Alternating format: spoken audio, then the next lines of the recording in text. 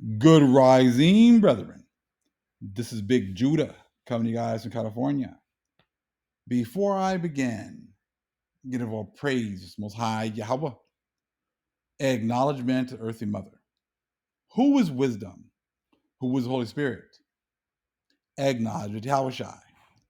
I pray the Most High blesses this lesson this evening, gives more knowledge and understanding of the events of the past in order to understand events that are currently happening on the earth. So we get a much better understanding of the things that are soon to come on the earth. We're going to take a little deeper look into how these priests and pastors have made an oath that they will not preach anything that the church fathers have not agreed on unanimously. You still hear a lot of these Christians and in these churches, and they're talking about these non-negotiables and these certain things that that if you want to be a Christian you have to believe these certain things and stuff like that. And I'm like, well, where exactly did you guys get this doctrine from? It doesn't matter like if you have black churches, white churches, Latin churches, Asian churches, Filipino churches. They all pretty much follow the same dogma. They still have the same, you know, the same game plan. Okay, it's 66 books only. It's whatever the priest says, and then whatever the Pope says, whatever they've said a couple thousand years ago is still holding true today. They're still talking about Jesus and the things that he's done, right? They're not talking about the actual Israelites because they make it sound like they don't matter, because the church fathers said it was okay to enslave them, that you put them in perpetual servitude. So therefore you understand like why all the way till today you still don't hear any of them talking about the true Israelites. You talk about that, they'll talk about supposedly 1948 and the Jews being taken back into Israel, right? I said, but that doesn't mean anything, because the true Jews, are supposed to lose all knowledge of who they were. Man was not going to take them back into their land. Man was not going to pass laws and put them back in the land or in that land. Man was not going to be, it's not prophesied, they're going to be getting billions of dollars from countries. It wasn't going to be like countries who've done them wrong, give them the money back. That's not in the scriptures at all. Not by man's hands anyways. So but we're going to go back, because this is like why today these Christians seem to think that like what they say goes. Okay, but because they're all Catholics, as much as they hate being called that, oh no, I'm a Baptist, or I'm this, or I'm that. You're all Catholics. You all do 66 books. You all follow the same feast days. And just like the video I just put up talking about Pentecost and how, yeah, we know that the Israelites meant this, but we mean it for this. It means this for us. Yeah, we know that, Passover was because they were getting freed from slaves. I mean, that's pretty evident in the book of Exodus. But we're going to say it actually means how we got freed from sin, and that and we got freed from the devil, which is like how the Israelites got freed from Pharaoh. You see, they're always trying to just change things. I'm like, who gave you guys this authority to do this? Do you really think the Most High is going to come back and say, yeah, I gave you guys authority? Because there's nowhere in the scriptures, there's nowhere written, and if it was written, you don't think they would have already shown us where it says that the Gentiles have this kind of authority? Now let's take a look here real fast at this oath again. 50 years in the Church of Rome, okay? And it's actually backwards. So let's start here with this one first, okay? And he's talking to a superior about like how uneasy he feels about taking this oath, okay? We'll start up here at the top here. But when he orders me to swear that I will never interpret the Holy Scriptures except according to the unanimous consent of the Holy Fathers, will he not make a perjured man of me? And will he not say a thing to which he has not given sufficient attention? For to swear that we will never interpret anything of the Scriptures except according to the unanimous consent of the Holy Fathers is to swear to a thing as impossible and ridiculous as to make the moon with our hands. I say more, it is to swear that we will never study nor interpret a single chapter of the Bible. And that's exactly what you see going on. That's why these Christians have been talking about non-negotiables and these things. You have to believe this in order for you to be a Christian, because these are the things that these church fathers okay, that their church fathers, if you're not part of the church and they're not my fathers, those are your church fathers, right? Um, but if you don't, if you make this oath, you can't interpret scriptures. That's why they can't go anything past 70 AD. If you can tell, if you can look, it's all silent, right? Even now, they talk a little bit about 1940, but they can't prove that, okay? But there's all these other things are supposed to happen. That's why they have to jump all the way until they get raptured, and then the Antichrist is going to come in the future, and then the Bible's going to pick up again. You see what I'm saying? But the Bible's been speaking this whole time. It's just speaking a language that they don't know. You see what I'm saying? So again, I say more. It is to swear that we will never study nor interpret a single chapter of the Bible. That's what they're making an oath for. That's what they're making an oath to do. To never study nor interpret a single chapter of the Bible. Now, it makes sense as to why when they're in these schools, these guys, they're going into these theological schools, the Bible is on a list of a book that they can't read. So now you see why, because of these oaths that they took. So therefore, why even teach the Bible if you're never going to actually interpret it? You're never going to, interpret a single chapter of the Bible. Now let's continue. For it is probable that there are very few chapters of that holy book which have not been a cause of serious difference between some of the Holy Fathers. As the writings of the Holy Fathers fill at least 200 volumes in folio, it will not take us less than 10 years of constant study to know on what question they are or are not unanimous. It was going to take 10 years for them to do this. If they were really serious, they would have already done this a long time ago. But they don't even have access to a lot of this information. It says, as if after that time of study, I find that they are unanimous on the question of orthodoxy, which I must believe and preach, all will be right with me. I will walk with a fearless heart to the gates of eternity, and with the certainty of following the true way of salvation.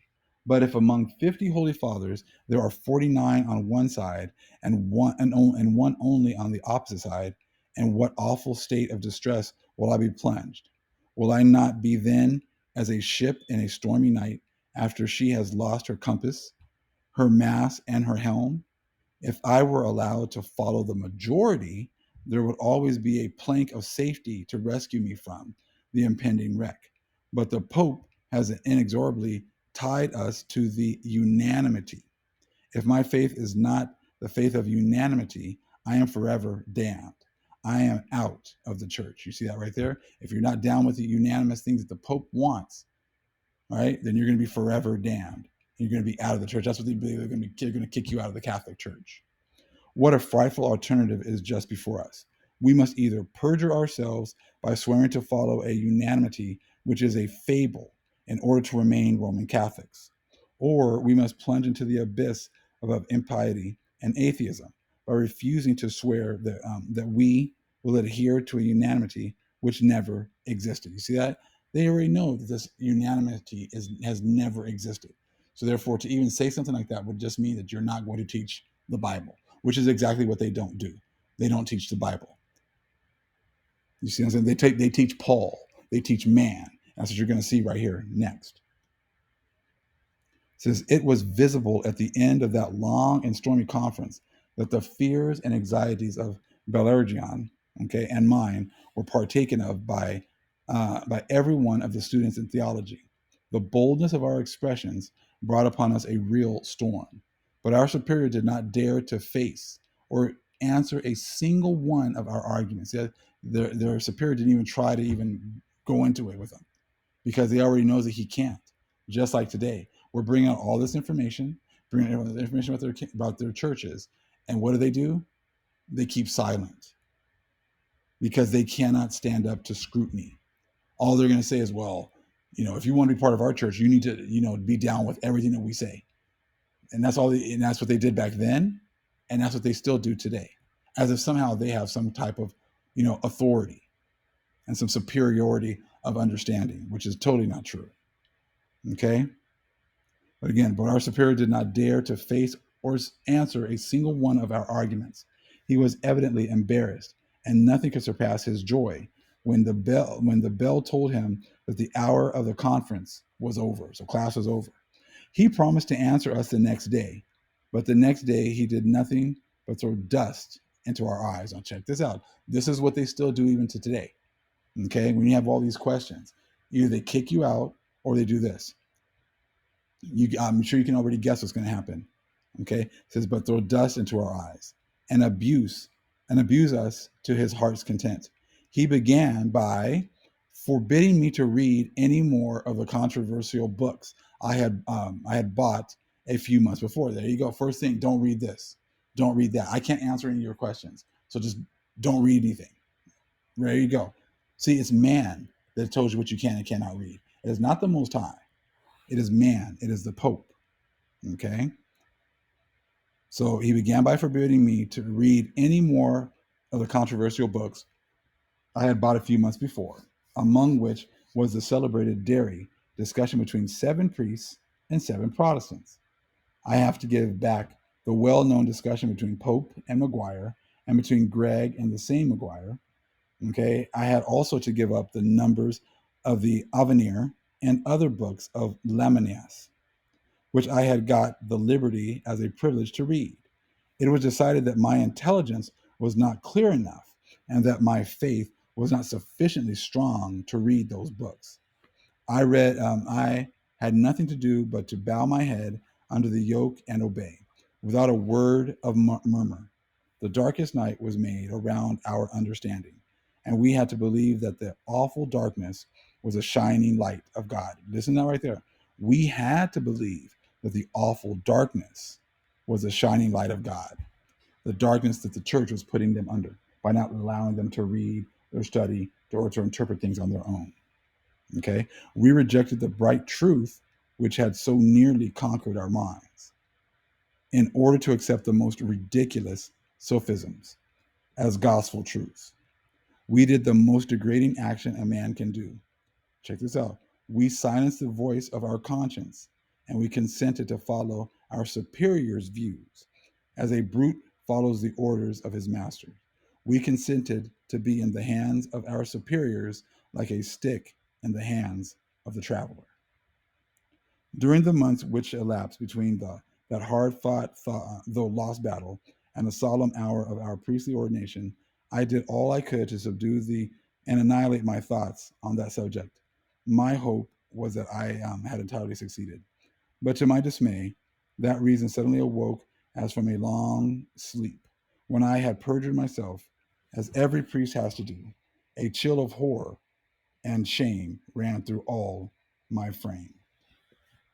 They followed man. They promised to follow man, the Pope, and the church instead of the Most High. And these are the priests that are leading your people in these churches. These are these pastors that are leading these people in these churches. This is exactly why you can go to church your whole life and learn absolutely nothing, because they don't teach the Bible. They might read a verse here, read a verse there, tell you some stories, tell you a joke, and then that's it. These are the things that have been going on behind closed doors. And the Most High is giving you this opportunity to see this information, and then you have to study to show thyself approved and not put your salvation in the hands of a man that would take an oath to not ever teach you anything out of the Bible. This is why you don't know anything about the Bible. This is why for the last 2,000 years, they have not taught anything about prophecy. That's why they push this is something that's going to happen in the future after you get raptured away. Because they're not allowed to teach you anything out of the Bible. And the only way you're going to get any understanding about the Bible is through the Israelites. Because this is our book, and the Most High has sent us the Holy Spirit. See, they can't even get the Holy Spirit. If you've already made an oath to not teach the Bible, then why would the Holy Spirit go to you? Why would the Holy Spirit come and bring back knowledge, understanding? You see, like in a movie, on the video just put up, it talks about how, Passover was talked about something that was for the Israelites of old. And then later on, the church was going to come in and say, oh, the Passover now means that we got released from sin. You got released from slavery. We got released from sin because, because of the devil. But the Bible was talking about how the Holy Spirit's going to be sent to bring all things back into our remembrance, because the churches have killed us and destroyed us and made it so it was impossible or illegal for us to follow our ways. So therefore, we need the Holy Spirit, because that's the only way we're going to get knowledge, understanding once again. All praise, Most High Yahweh. Acknowledgement to Earthly Mother. Who is wisdom? Who is the Holy Spirit? Acknowledge Yahweh Shai. Shalom.